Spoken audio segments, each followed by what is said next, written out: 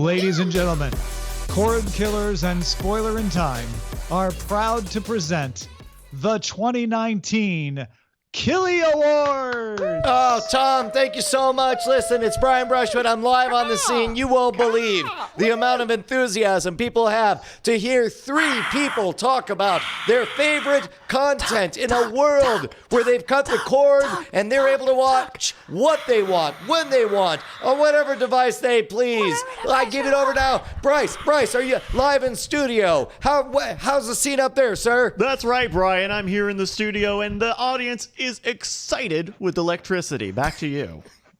Yes, the audience does love electricity, Bryce. It's one of the things that allows them to watch what they want, when they want, however they want.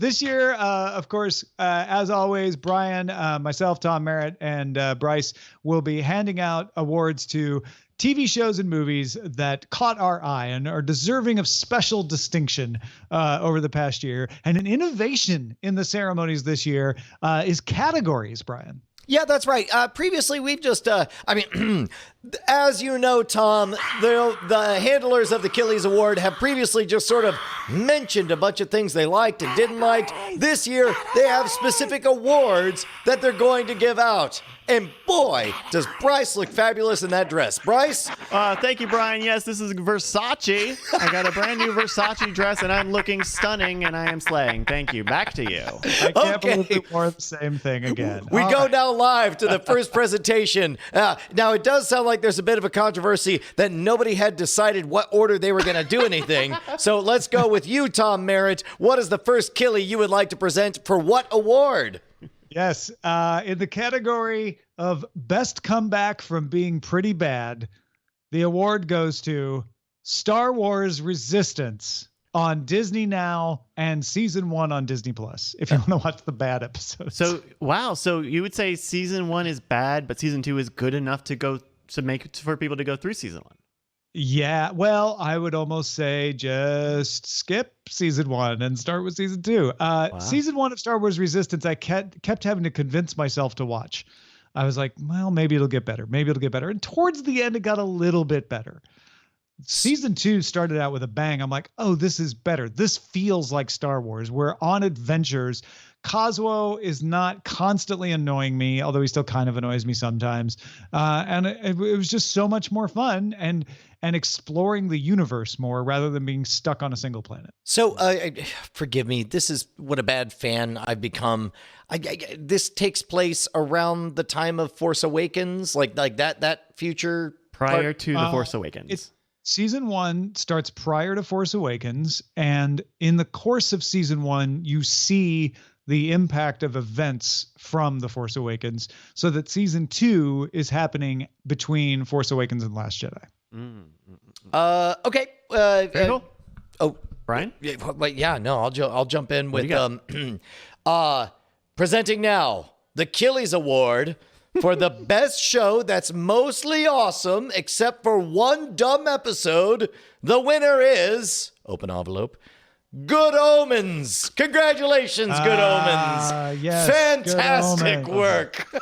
Good Omens is so good, and I was putting my list together. I hadn't even thought of it, but Good Omens is great.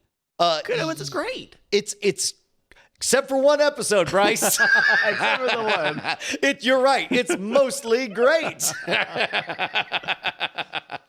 Yeah, it's funny. I forgot about Good Omens because I'm a big fan of the book. And I think maybe because I already knew the book and loved it so much that the TV show was like, oh, good. It fulfilled the promise of the book, but it didn't stick in my mind as a show as so much as like a combined entity in a way. It's delightful and wonderful, and you'll know it when you encounter the one episode. By the way, spoiler, it involves kid actors doing kid actor stuff and kid actor tropes that you've already seen in Amazing Stories and Twilight Zones. And you've seen it so many times that you're like, oh, they're doing that dumb trope, only they just take up the whole episode with it. And the only reason past that, everything else is a total delight. Yeah. It's amazing. And it feels that way because it's a short season too. Yes. Only what, 6 episodes? 6, I think. Yeah. Yeah.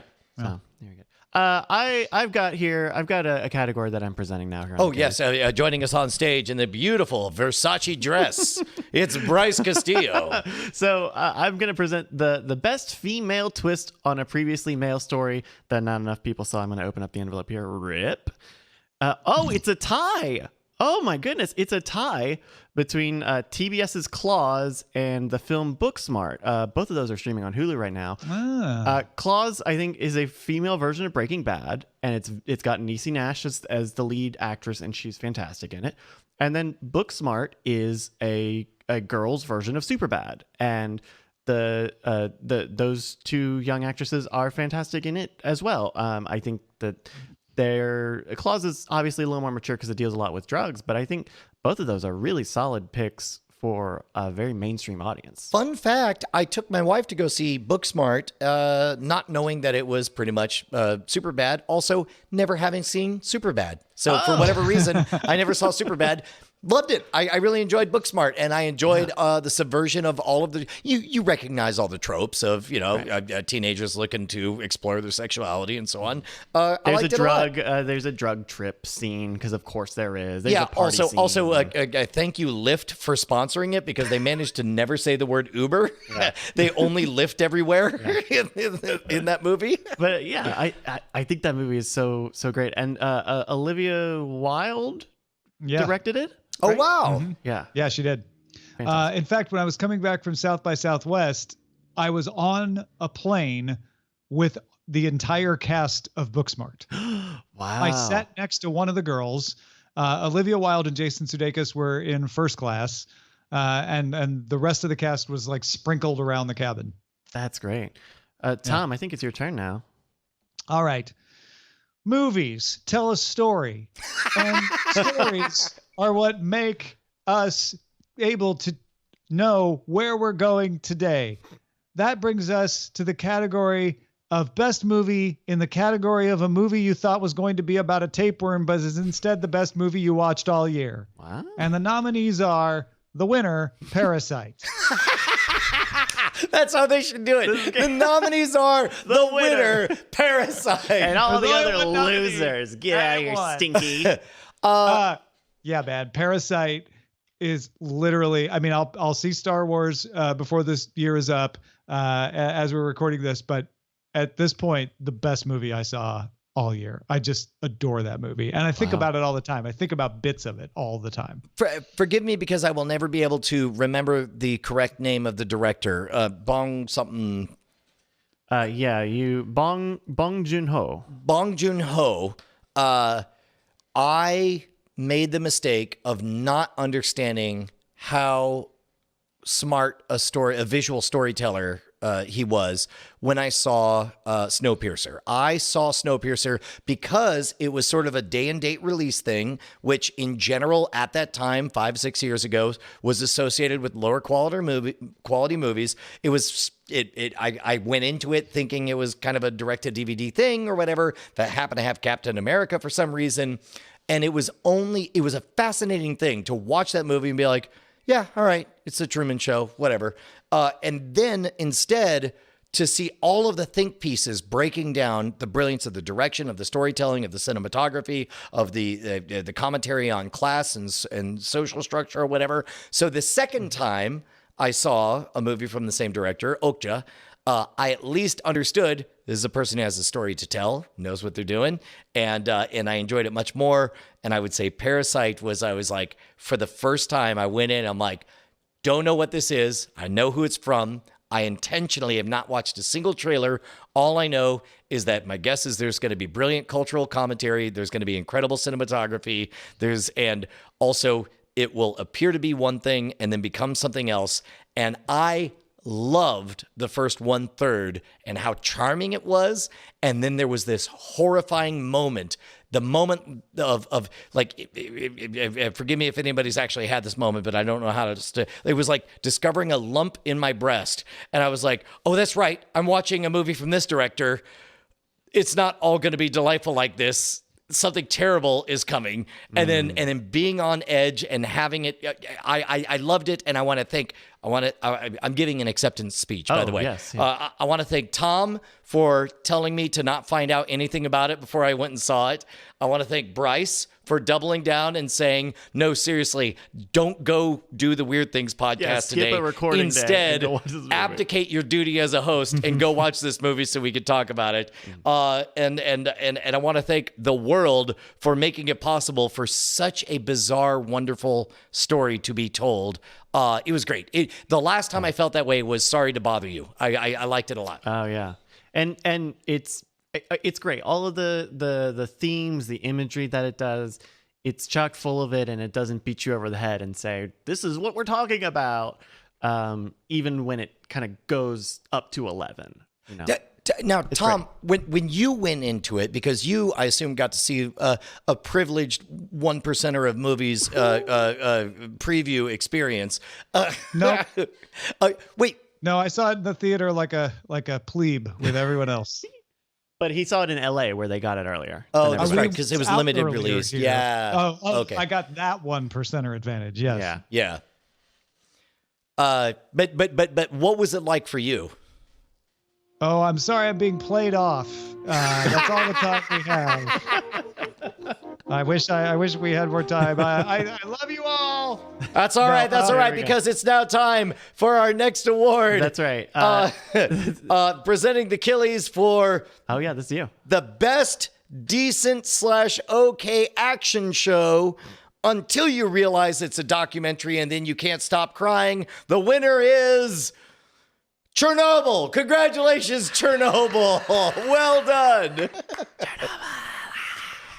Yeah, man. Chernobyl sneaks up on you because everybody, we talked about it on the show. We talked about the fact that it had incredibly high, critics ratings, but watching it, you're like, why is this rated so high? And it's just that last 30 minutes when it all really sinks in that all these are real people and all of this was a real human drama and all of these are real human heroes and people. I mean, it broke me. It just broke me for the rest of the day. It was great. Yeah. People we generally know about Chernobyl and that it happened, but I think maybe there's so much distance that we forget that this was an existential crisis for humanity. You know, this was not just a Russian thing. This could have been a downfall of the entire planet, possibly. Well, and that. Well, and oh, sorry. Go ahead. I would add to that growing up, at first it felt that way when it was reported, but quickly became, see, this is the problem with the Soviet Union, and that minimized a lot of the human impact of this. For me growing up in the 80s, it was kind of. It was held up as a tragedy and a warning for responsible nuclear power, or for some people a warning against nuclear power entirely. But it always came with the tinge of this is the problem with communism. And what I liked about Chernobyl is while it didn't shy away from this is the problem with communism, which was a huge part of it, it also made you realize that people were suffering who didn't do anything to deserve that suffering as part of it. It was, like you say, it was impactful. Yeah. Just the toll that the actual Chernobyl event, took on the planet. They really lay bare the heroism and just the innocent losses of the whole thing. And it's a hard incredible thing to do, to tell the story of what does it mean to have a 2.5% uptick in leukemias in this general area? How bad does it have to be? How do you tell that in a miniseries format? And I think, there were some compromises that were made. You had to invent certain characters or whatever. But as a matter of fact, as Ken from Chicago points out in the chat, that conceit of the red versus blue trial, and anybody who's seen the show knows exactly what we're talking about. You're literally just watching tiles, red going up and blue going up and reversing, made me understand in a very emotional, powerful way exactly what happened. But also explaining it in a technical way where you feel like, oh, this is I'm learning the reality of the situation. and it's being presented simply enough that I can convert it into this is human life. Human one of those culture. pieces of art that no matter where you are on the political spectrum, I feel like you would not mind a history teacher just dedicating a week towards letting all the kids just watch this, you know, to get the full story, because it told the true history of that moment better than any amount of lecturing or fact telling could do. Yeah. If I can, I'm going to transition into my pick, because I think this is my pick. I think might even be considered a runner-up or a similar pick. My most likely to make me angry because it's a true story is The Act on Hulu, which is a dramatization of a real murder and medical abuse case about Gypsy Blanchard, and the story of her mother tricking everyone around them, including her daughter, into believing that the daughter has an illness, has just a bevy of sicknesses. Is Munchausen by proxy, or I think that comes up as what's going on, and you see a lot of different parts of the story. You see a lot of the childhood and growing up in that house. You see a Gypsy aging into, you know, adulthood, into womanhood, but still kind of being infantilized by her mother. You see the abuse of the mother over the child. I think the neighbors are kind of a little fictionalized of what the people around them believe, and it makes me so mad that if the reality of that is a fraction of like it is, then the murder that is a central tenet to that story, it's murder's bad, but you really hot take. You heard it here. Look, everybody said the Killies are controversial. There's 2 sides to every story, Bryce.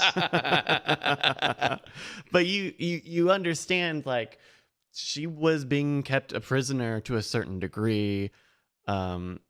It's very powerful. It's another one that's kind of not an easy watch for everybody. But The Act on Hulu, and they make it sound like they're going to do more true crime stories like that. I think it's really great. We go now live to Tom Merritt, who's presenting another award. I think this will actually flow in well when I get to why I'm giving this award. Most disagreement with the critics goes to The Morning Show on Apple TV Plus. Now, do you mean that you have the most disagreement with the critics, or the critics are disagreeing the most with each other? No, the critics all hate The Morning Show. Mm-hmm. And I disagree with them. I think it's getting a bad rap. And the past 2 episodes, the episodes that came out, I don't know. Let me find the actual December 13 and December 6th. December 13th and December 6th. Thank you. Yeah. Are testaments. They're textbooks. They should be shown in training classes about sexual harassment. Mm-hmm. And you need the careful buildup of the characters that are involved in this story, especially the character played by Steve Carell, who is, at least in my opinion, a thinly veiled replacement for Matt Lauer, a beloved person who doesn't see themselves as a sexual predator, doesn't act like a sexual predator. And when they get to the episode, which was 2 weeks ago, the July 6th or the December 6th episode, you see why he thinks that. They do a great job of showing this is his perspective. You've learned that. Now you see what he's doing and what he's telling himself and why he doesn't think he did anything wrong. But the woman who this is happening to, you see her perspective because you've learned who she is. You see where she's going, and you understand why this is the person who turned him in. And you get it in all of its subtlety in a way that no news story, no documentary could ever deliver. Yeah. Because it's not excusing anyone, but it's also not damning someone as a paper cartoon villain. Yeah. And I thought, well, that's it. that is an amazing episode. And now we'll go back to what is a fairly good show, in my opinion, because it's, very, again, it's the sort of like, if you've worked in news, you kind of get the vibe from it. It's got interesting storylines going on. It didn't stop. They kept going with the fallout from that, and the same subtlety and the same handling of incredibly difficult issues in the episode the week after that. So I think that the dismissal of the morning show by the critics has actually done people a disservice, because this I hesitate to say it's an important series to watch, but it's certainly the best treatment of a very important issue that I've seen done. Is it, and forgive me if this is unfair because I've not seen the morning show, but is it a bit like The Wire? Because when I tried to watch The Wire the first time, I didn't get what it was, and it looked to me like a Law and Order ripoff. And then it took me a full season until I realized what they were doing, and I realized it's the greatest show on television. Is not that this needs to be the greatest show on television, but is it possible that it bears a passing resemblance to something that it isn't really trying to be, when really it's doing something more interesting and important? It's not always doing it the way The Wire was always doing it. And that is one way that it's not as good. But in this one particular issue, it's hard to say that, because it's not realistic all the way through. And so you can start to dismiss. It's actually a worse version of what you're talking about, where, this is a Law and Order ripoff. And then you look closer, you're like, see, that's definitely a Law and Order ripoff. If The Wire had elements like that, then you have the morning show where it's like, no, keep looking a little closer than that, and you're going to find something much more compelling. I think, especially talking about sort of the critic and public reaction to it, is that Apple TV Plus and the newsroom have been kind of held up in this sort of prestigious sort of feel, where I think all of the episodes prior to the ones that Tom is talking about, I think people look at those as like a Aaron Sorkin newsroom ripoff, when those episodes are more akin to a Shonda Rhimes Scandal or How to Get Away with Murder, almost like a soap opera sort of story. And then once we have those, you can roll your eyes at Jennifer Aniston's performance and be perfectly justified. Yeah. There's some paper thin characters in and around it. The combatants of the corporate struggle. Sometimes I feel like it's believable, sometimes it's not. But the handling of the scenes with Steve Carell, I just thought were so deftly done. Yeah. All right, Brian. Hey man, giving out the award for the best closest thing to a Rick and Morty series for children. That's 10 minutes per episode. It's me, Brian Brushwood, and the award goes to, from the creators of regular show, Infinity Train. Congratulations. Guys, I'm going to guess none of you have watched Infinity Train. No, Okay. I haven't. I'm going to guess that you guys do like Rick and Morty, right? Yeah. Good guess. Yeah. Congratulations. You're going to love Infinity Train. Only 10 minutes per episode. Imagine less burping, no curse words, but I do like the burping. Part of what we love about Rick and Morty is the acknowledgement that they're playing with tropes of serialized storytelling. Infinity Train takes a swim in those same waters, and as a matter of fact, we were talking about Snowpiercer. It pretty much borrows the conceit of Snowpiercer. You get on a magical train, you're at the end, you got to get to the front. You have journeys along the way. By the way, getting ready for season 2 of that. It is such a short trip, but it is so delicious. I highly recommend it. And I don't just mean that for the listeners, because the stakes are low. I would love for you guys to just take an hour while you're doing something else and just turn it on. You'll be done in an hour, and then we can all watch season 2 together, because they're 10 minutes long, and it's like there's so many of the things that I love about Rick and Morty are in this. Okay. 10 minutes too. Like the regular show is still in my list, just when I'm like, oh, I got 10 minutes. I want to see something I know I'm going to enjoy. So I kind of love that.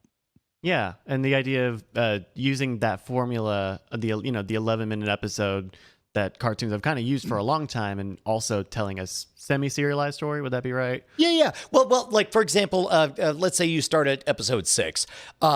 You'll end with like the first 30 seconds will be, "So long, Diamond Town. I hope you have enough carbon to synthesize the whatever blah blah blah." Diamonds. Door closes. They go into the next thing. "Oh, what's this car we're in?" Bulk of the episode. I see.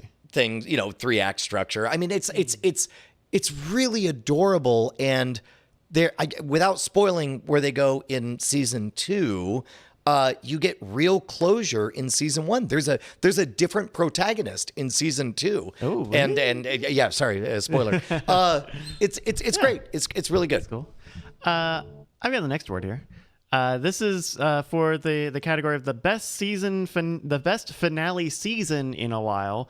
We're gonna open and pull out the letter, and I read it. Wait, sorry, just so we're clear. Hi, it's me, Heckler from the audience. Yes, you, Heckler, right there. You're right saying literally this is the best last season of a series. the best farewell season of a show in a while. This year. This Okay, year. got it. Okay. Is gonna go to USA's Mr. Robot. What? But we haven't even finished it. And so this is a presumptive award. I'm giving this away. That people listening will know whether or not I was made a fool based on yesterday's episode. You can look at Bryce's Twitter feed to find out if he's denouncing his own reward. That's right. I have really, really dug this 4th season of Mr. Robot. They've managed to fit in a lot of what we kind of expect from Mr. Robot, which is like trippy, sort of unreliable narrator stuff, doing a lot of genre play in terms of like the episode last week that we talked about was a romantic comedy, more or less. There was a romantic story. Right. And then before that, a couple episodes before, we had what was both shot and framed and structured story-wise as a 5-act play. A stage play, Yeah. right. And based on sort of the show that we watched last night, the penultimate episode or so, I think that we had a whole discussion on spoiler in time if you want to get into it. But I think Not afraid to take chances. Safe to say? and I think any of the things that we talked about, any of the ways that it could be are going to be great. I think they're going to be fantastic ways to tell this story that kept ratcheting up the scale and the impact of the things that they were doing, going from, okay, we're talking about this thing that will affect this company, that this will affect this country, that will affect the world, that will affect ? And I love when a story pulls that off. And I think Mr. Robot manages to do that. I think if you're on the fence, I think Mr. Robot's a great time. It's on Amazon Prime. At least the first 3 seasons are so far. It's fantastic, Mr. Robot. Tom. All right, on to the category of best Korean series starring a singer I didn't know was a singer until after I watched the series, and now I love her music too. The award goes to Hotel Del Luna, starring IU. No, so this is a K-drama, is that right? A Korean drama?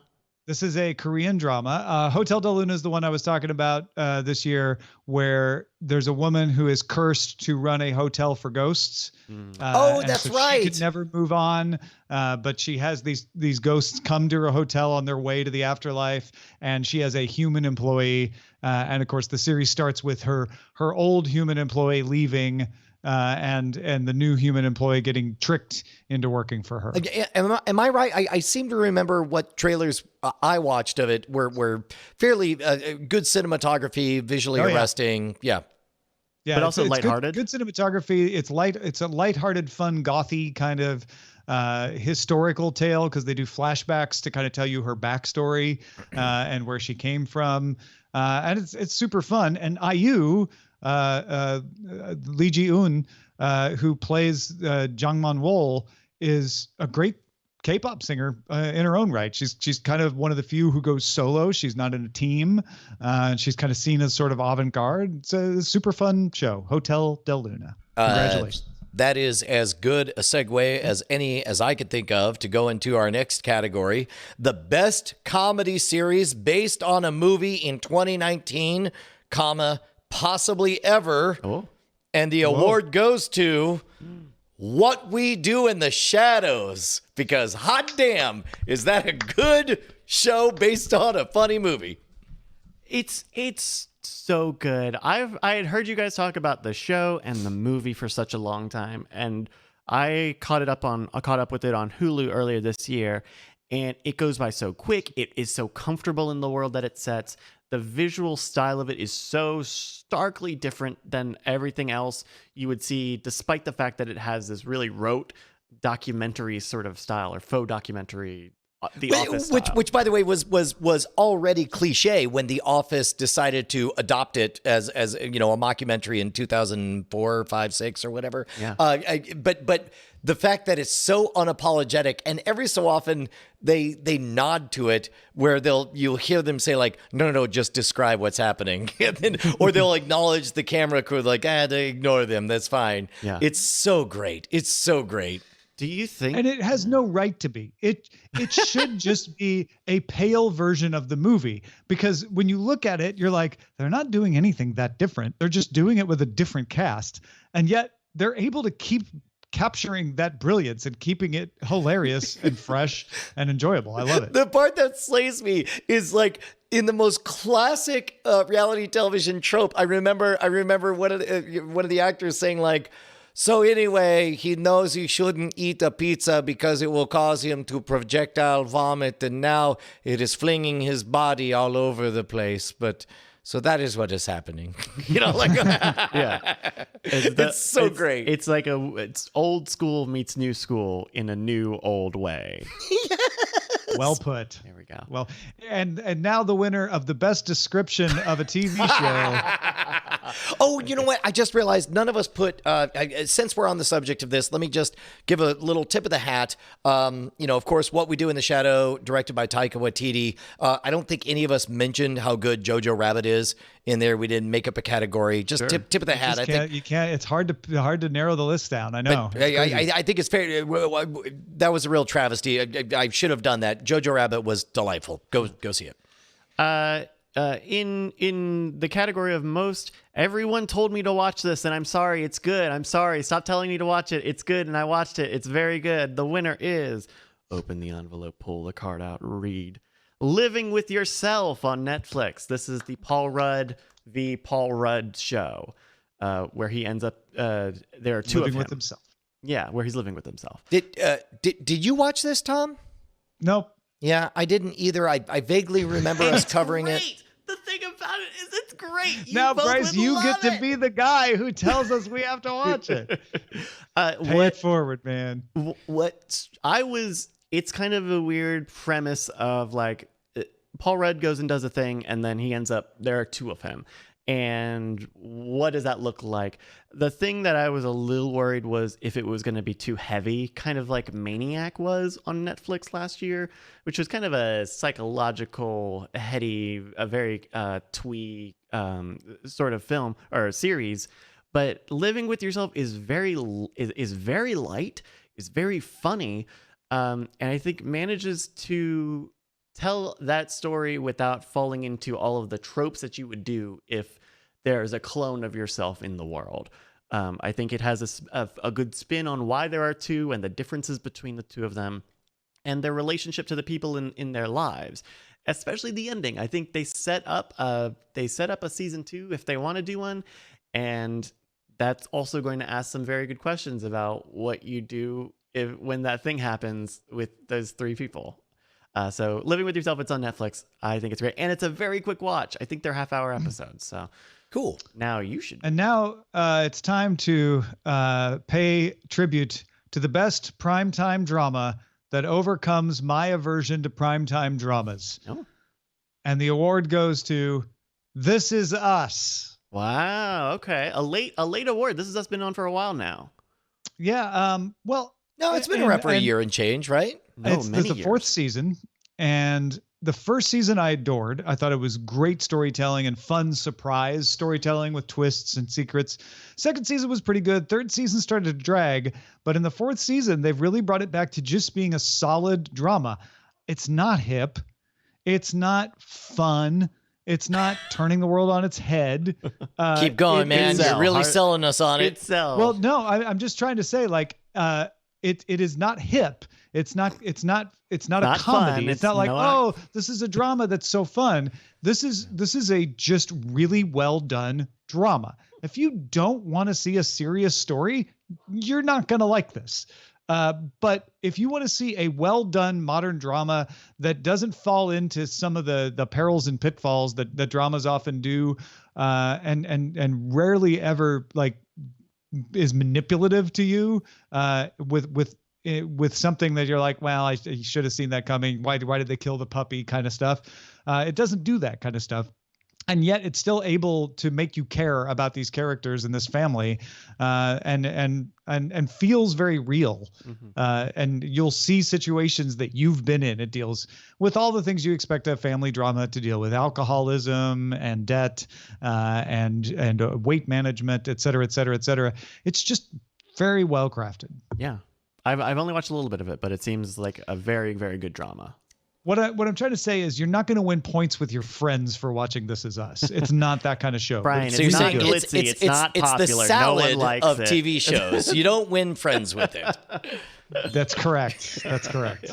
Hey, man, I'm holding an envelope, and it says here, the best proof that nothing is more riveting than actual history. And the award goes to the CNN documentary film Apollo 11. I think I successfully got you to go see this in the theater, right, Tom? Were you glad that you saw it in the theater? I mean, it's assuming a lot that it was just you that got me. Well, I mean, it was me and a little friend I like to call the United States government. But the two of us did conspire. Are they your friend? That's odd. No, you're right. You were one of the lead cheerleaders for this, and it was fantastic to watch. And most impressive about it was the fact that it was, and you kept telling me this, and it's still just seeing it was so impressive.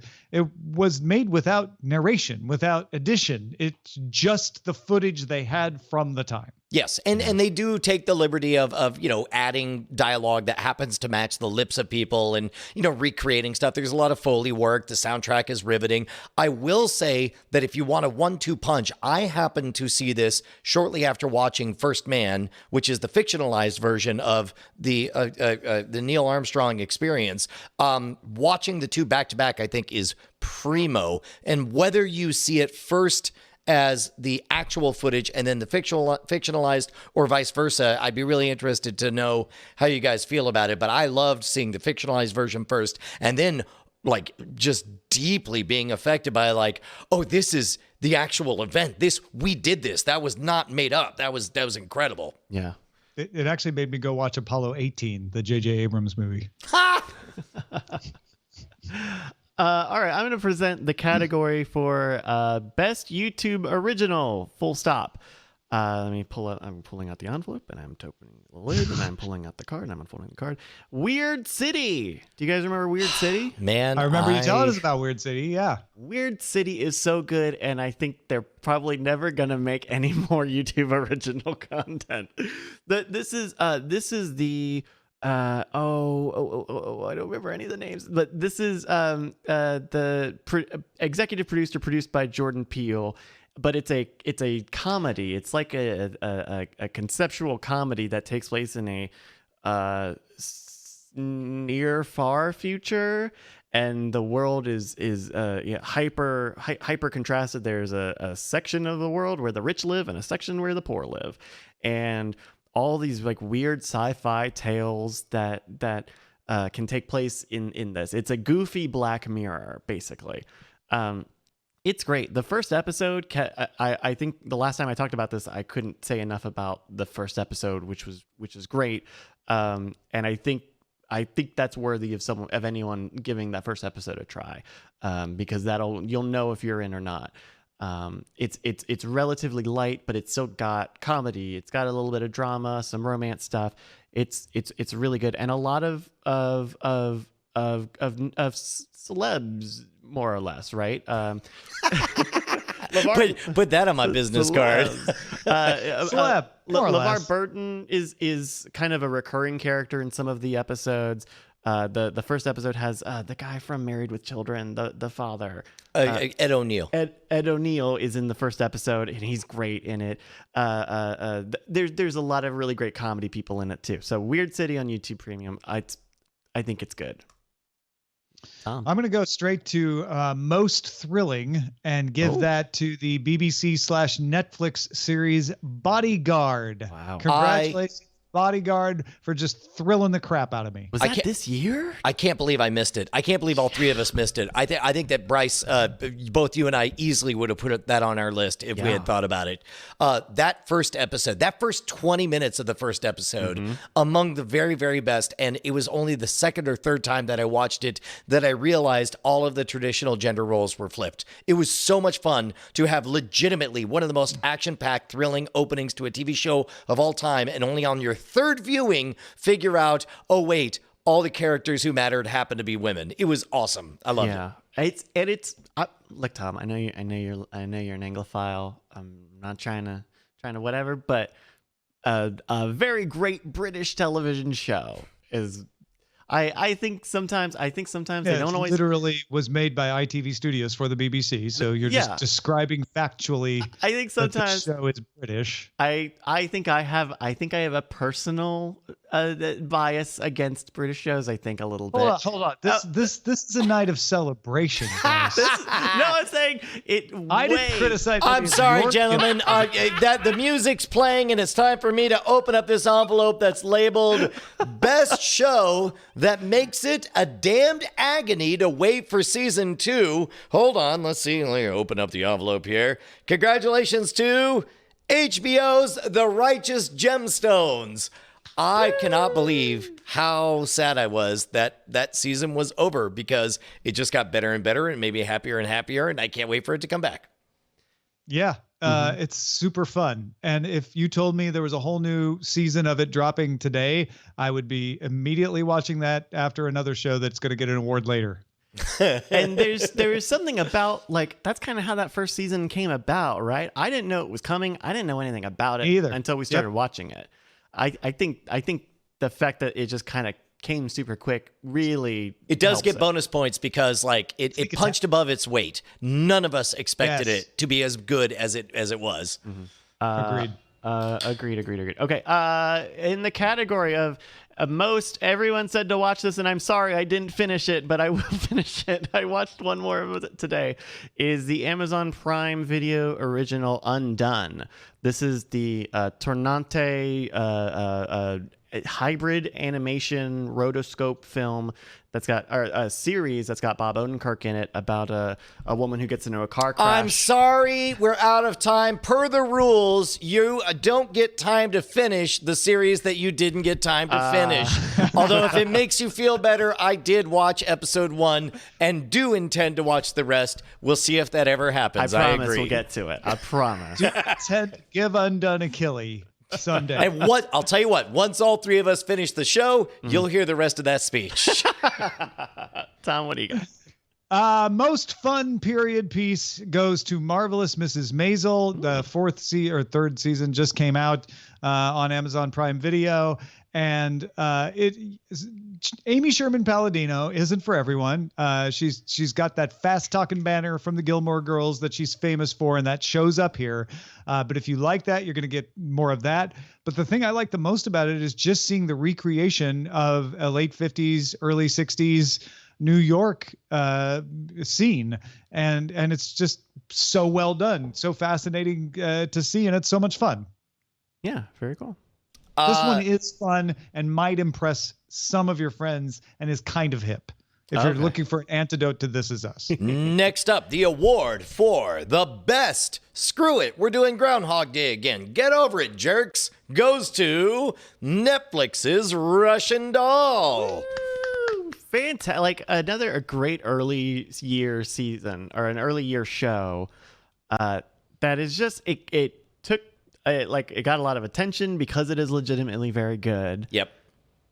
Do you want them to do a second season? Nope. They've said that they could, and I think that they said that they are. I loved it for what it was, and it felt complete for what it was. I mean, I won't begrudge them a second season because I forget the name of the Rachel, what's her name? Whoever. She, at any rate, if they want to do a second season, that'll be fine, but nothing will be as awesome as that first season. It was really delightful. That spoiler alert, fourth or fifth episode moment where they're falling down a elevator shaft and there's an interaction that is not what you would expect is all of a sudden you realize, oh, the rules are different here. I'm really excited. Yeah, I think it takes the Groundhog's Day idea and stretches it, but it doesn't. I think it's one of the one times where it gives you a lot of questions and not a lot of answers, and I think it's fine. Yep. I think that's fine. Totally agree. Yeah. Is it me next? Okay.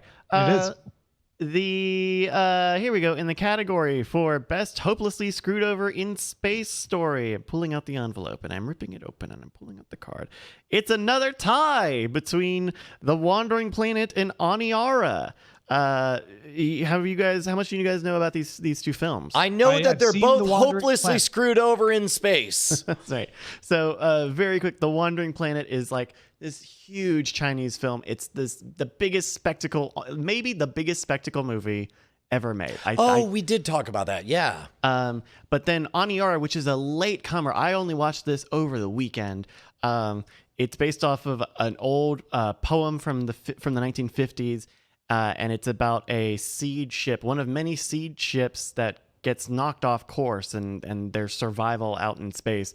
I think they're both great and both very different looks at what it looks like to be stranded in the cold death of space. But I think they're both great. They're both streaming on different platforms. So Wandering Planet and Aniara. All right. In the category, this is a new category this year. Best streaming picture to see in a theater goes to The Irishman. Congratulations, Martin Scorsese, on getting your first Killie. All right, I'm sorry. I have Aaron Paul over here crying on my shoulder for El Camino because I understand. I went. Give him a pie to cry in. There was nobody else there who went, and I'm sorry. I'm sorry, buddy. Yeah, always a bridesmaid, never a Scorsese. That's what they say about Aaron Paul. So going and seeing this in the Gilligan. theater for 4 hours, 3.5 hours, whatever, was It's the better way. It's the better way to see this, right? Really? Find a dine-in theater so that you can have a drink and eat a little while you're watching. So an Alamo Draft House, something like that, and then be in a place where you can comfortably sit and not be distracted by other things. That's the way to watch it. It's a fantastic movie. It's like a greatest hits of the genre of Scorsese.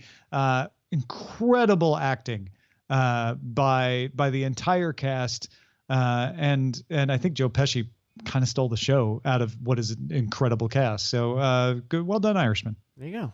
I got an envelope here that says best proof that third time's the charm, and inside it says congratulations to HBO's True Detective, which I couldn't believe it took. I put a lot of thought into this, and I'm like, just the third season is even better than the first. I mean, I didn't hate the second season the way a lot of people did.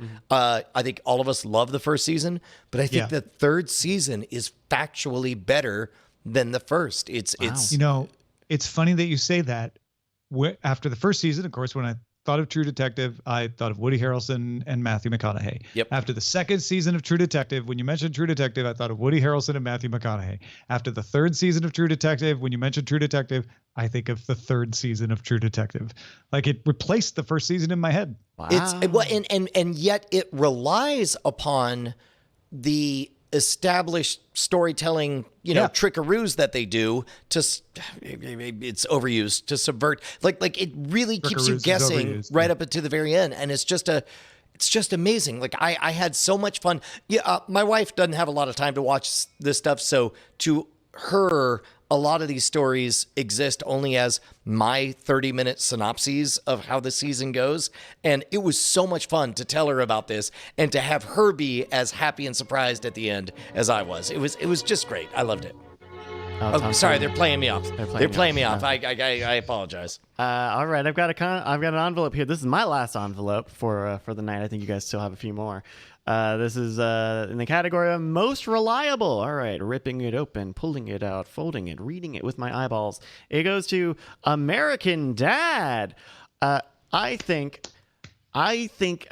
say this a lot, and I will keep saying it. I think we will look back on American Dad as one of the best mainstream animated shows of all time. I think better than Bob's Burgers? I have not kept up with Bob's Burgers. Better than Rick and Morty?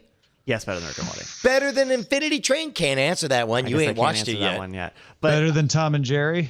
ooh, all right. Anyway, American Dad is great. I think it kind of has the Parks and Rec problem where the first 2 seasons are very set in trying to be one thing, which is like AKA a replacement for Family Guy. basically. Because he had been fired. Yeah. Well, and like it's very much like, oh, this is post 9/11. It's a lot of gung ho America, but also the hypocrisy and some of the idiocy around that. Like that all kind of scrubs out after a few seasons. But also that show has told some of the best core like science fiction episodes. There's one that I think if you go watch it on your own, you don't need to know the show, called Lost in Space.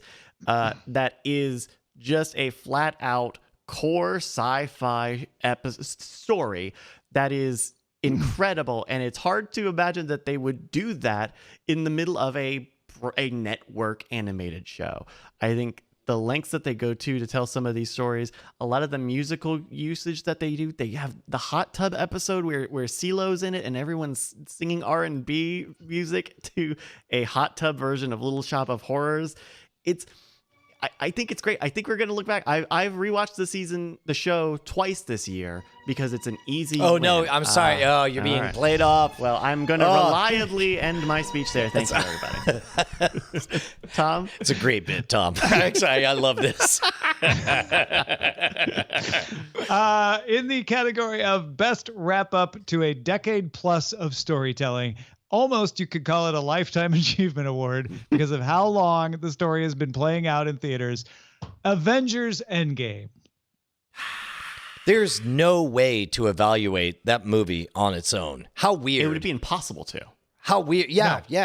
And yet it truly is one of, I mean, certainly top 5 most remarkable storytelling achievements that I've ever consumed in my entire lifetime is the climactic ending to the MCU. Both. I mean, when the Avengers, the first movie to be called The Avengers, came out, it felt like this, but 10 times less, right? It felt like, oh my gosh, we're finally getting all these characters together after we've seen them in all these movies. This was like, we're finally getting all these stories with these hundreds of characters together to tell a titanic second part of a tale. It was an incredible feat. Yeah, dude. It's fantastic. I think it's better than part 1. I think it's better than Infinity War. Oh, yeah, I agree. Although you can't have it without Infinity War. So right. Yeah, it's kind of crazy. Yeah. Brian, what do you got? All right. I think we'll speed up. The envelope reads, the best reason you should watch Michael Bolton's Big Sexy Valentine's Day special. The winner is sketch comedy show I Think You Should Leave on Netflix. Harley Jarvis. Yeah, up yours, Harley Jarvis. Man, what a bold, get right to the point sketch comedy show. Did I successfully encourage you to watch all of the episodes, Tom, or did you only see? Again, I'm not sure it was just you. Look, I'm going to take all the credit. I mean, but yes, I did watch all the episodes, and you, Dave the psychologist, a bunch of other people constantly quoting them. It's definitely one of those shows where as soon as you watch it, if you haven't watched it but heard people talking about it, you'll go, "Oh, that's where that's from." Right. "Oh, that's where that's from," and have a great time. Yep. All right, Tom, I think you're on your last category. Oh, is it to me? All right. Yeah. Best show in the category of goddamn, that took a long time, but it was totally worth it. Season 4, The Expanse. Wow, a late comer, but there we go. The new. I'm so season happy 4 to hear on that Amazon they're Prime. continuing to crush it. I'm at this point I'm saving it like a dessert. Yes, and you're not wrong to do so. I mean that is a personal choice, but it is definitely. I mean, it's not the dessert because there's more seasons to come, thank goodness. But it is a special treat that you can reward yourself with. I'm just absolutely adoring what they're doing with this series, and I talked about it some on Cordkillers already, but just nailing it. And everybody is on their game. The stories are tight. The direction is great. Cinematography is excellent. You don't well think done. that there's been any? Has there been any change going now to Amazon Prime Video instead of airing on Sci-Fi? That's the big thing I was worried about. I think the episode count changed, and I think that was all towards the better because I don't feel like any moment is wasted now. Oh, it's a shorter order. Yeah. Shorter order. All right, very cool. The Expanse. I'm sorry, gentlemen. I've just been handed 3 envelopes. Oh, This is no. highly unusual. This first one here says best show that doesn't belong on an award show about TVs and movies, about TV and movies. But damn it, you should watch it anyway. And the award goes to the Defunctland YouTube channel. I swear to God, guys, this is great storytelling from somebody who knows exactly what he wants to tell the world, who does exquisite archival research and brings alive all the we talked about it in last week's episode of Cordkillers. Okay. Next one. Envelope 2. Best movie that is so good that I'm scared to publicly talk about how good it is. And the award goes to... Oh, that's weird because on page 1 it says everyone's a coward except me. Hold on, let me turn it over. Page 2 it says, oh, Joker. Congratulations, Joker, for being so highly controversial and yet so exquisitely good. You know that movie nobody's talking about, Joker. Look, there's a lot of reasons that you wade into weird political waters for some reason because we live in that world now. But the third envelope says the best show. That's the best show because it's the best show. Huh. Let me rip it open. Rip. Congratulations to Amazon Prime's original, The Boys. Girls' Generation, make them feel. Oh no, different boys. The Boys is so good. I think part of it is because they had that trailer that made it look like a very fratty sort of comedy. That when it is not that, it feels extra good. There's an expectation play on that. But I think it's great. Tom, what do you, the Boys? The Boys, better than I expected. Ate it up, watched it in a weekend, and wish there were more, and I'm glad there is going to be. Yeah, that's true. Coming soon. These awards were given in a separate ceremony. All right, so we got a little bit of time here to do our abandonees. These are the shows that the in memoriam, almost, yeah, that we had been watching, but maybe we're not watching anymore. Tom, do you want to take us off with your first one here? This one's sad because I know you like this one a lot. This was a hard one to admit is an abandonee, wow. and the abandonee means I didn't watch it this year. Doesn't mean I'll never watch it again. But I think it's a testament to the problem in the tumult in the streaming space. Death in Paradise. Wow. I have been watching on Netflix, caught up, and then when the last season came out, it came to Netflix, and I was like, great, I don't mind waiting for it. It's fine. I could buy it, but I'll just wait for it to come to Netflix. Well, this year, it never came to Netflix. And when I finally tracked it down and put off, like I had my finger poised to just buy the season several times. I'm like, no, I'll just wait for it to come to Netflix. It came to BritBox.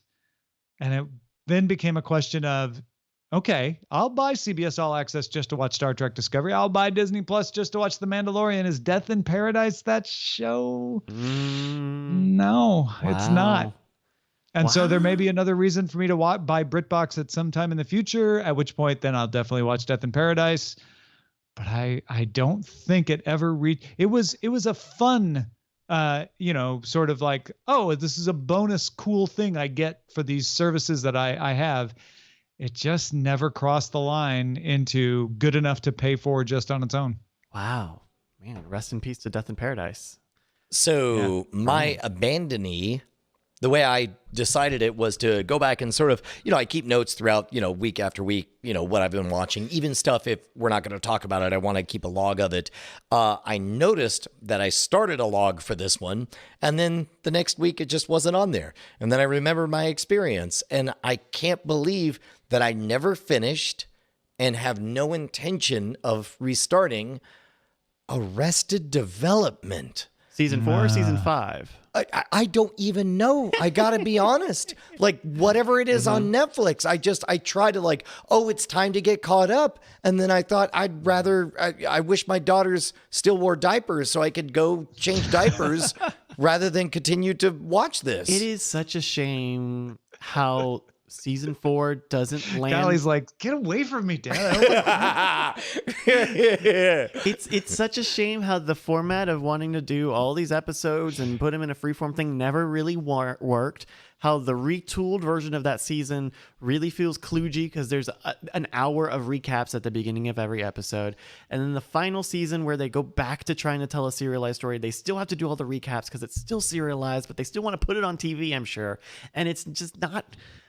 Oh, how do you let it get that bad? That's really unfortunate because season 1 through 3 are television royalty, legendary. Yes. Yep. Oh, that's a good abandoning it. I rest in peace. It was very tough, and but again, and it was. And I'll tell you what, they finished it. That season 5 is the farewell season. Not a good ending. Oh. Also, just not a good ending, I'll tell you. No idea how it ended. Neither do I. Hey, guess what? Neither do I. I've got Abandon Me here. Uh-oh. And this one's hard because this was on my list last year, I think. Yeah, this is a previous award winner. And I still like the show. I still think this is a good show. I don't think that the show has changed, other than I think there's too much of it. And that's not them, it's you. Yeah, it's not them, it's me. It's Netflix has nailed it.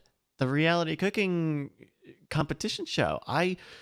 There's so much of it. It's one thing. It's a little like Chef's Table. Chef's Table was great, but then they added Chef's Table France and Chef's Table Dessert, and they're all different shows, and it's a little much.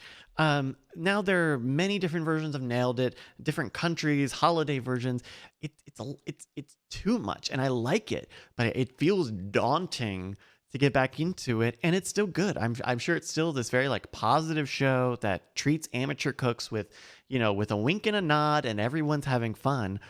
I haven't watched it this year, and I loved it so much last year. Maybe I'll watch it with the family when I go home for the holidays next week, but so you're saying didn't quite nail it for you? It didn't quite nail it. I'm not shooting a money. More like hashtag failed it. Oh. Nice. Also, honorable mention. Can we give that to Knives Out? That got lost in the shuffle, but I think we all liked it quite a bit. Well, I mean, every year this is an exercise in understanding why things don't win awards. When I try to narrow this down to 10, because there's always things that I'm like, oh man, The Mandalorian should probably be on this list for one reason or another. Oh my God, we didn't even fantastic. mention Mandalorian. Yeah. I mean, there's so many things. It's like when it's easy to sit in the audience and go, why didn't this win? But when you actually have to narrow things down, it gets harder. It does. Weirdly, it's easier when I review stuff that I saw earlier in the year because you could tell the standouts from the also rans, Yeah. Oh my gosh, Us.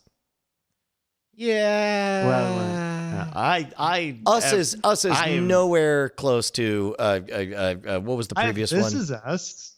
Get Out. Get Out. No. Get Out was truly remarkable. Absolutely. Yeah. But it definitely makes me feel squishy that we didn't get that one. Yeah. Well, thanks to the accountants at our accountants. Thank you to the accountants over at Accounting, Accountingly, and Accountantry for accounting on everything. Yeah, and thank you, Bryce, for your hard work producing. Producing an award show is a thankless task, and we are willed, therefore, not thank you. Oh, okay. There we go. Thank you for not thanking me, I guess. Thank you to our patrons over at patreon.com/Cordkillers for keeping us in business. Who got this? They're going to get this Killies early. They will, the patrons. Yeah, if you're a patron, you're watching this before everybody else. You got the scoop. Thanks, everybody. Have a happy new year. We'll see you January 6th.